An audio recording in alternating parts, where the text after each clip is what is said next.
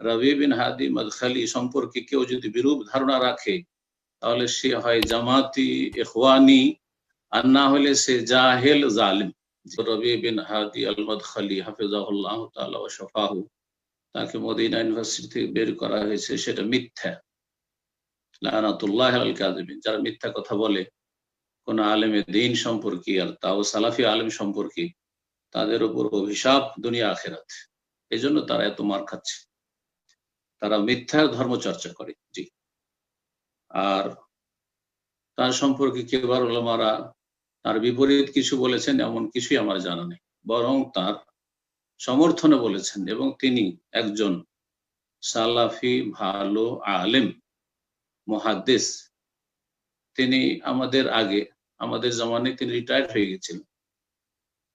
আপনারা অনেকে জানেন না, কারণ আমাদের দেশের মাদ্রাসা কওমি মাদ্রাসাগুলি বুঝে, সেসব মাদ্রাসাতে তো আর ওই রিটায়ারমেন্ট নেই যে 60 বছরের রিটায়ারমেন্ট, যতদিন পড়াচ্ছে।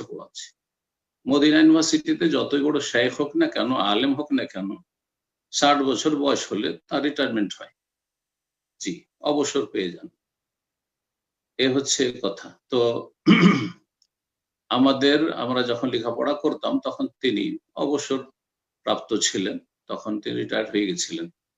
তবে তিনি মদিনা ইউনিভার্সিটিতে যাতায়াত করতেন এবং তার বাড়িতে নিয়মিত আকীদা, মানহাজের, হাদিসের দার্স হইত। আসর পর থেকে শুরু করে এশা পর্যন্ত আমিও মাঝে মাঝে তার দার্সে হাজির হয়েছি, আলহামদুলিল্লাহ, মদিনায়। আর বাড়িটা আওয়ালের দিকে ছিল সেই সময়।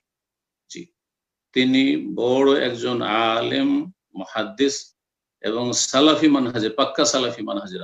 জি। রবি বিন হাদি মাদখালি সম্পর্কে কেউ যদি বিরূপ ধারণা রাখে তাহলে সে হয় জামাতি ইখওয়ানি, আর না হলে সে জাহেল জালিম।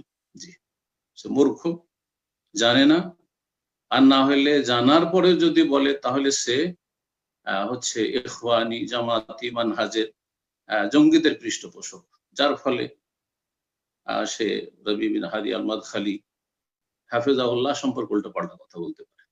জাযাকুমুল্লাহ খাইরান।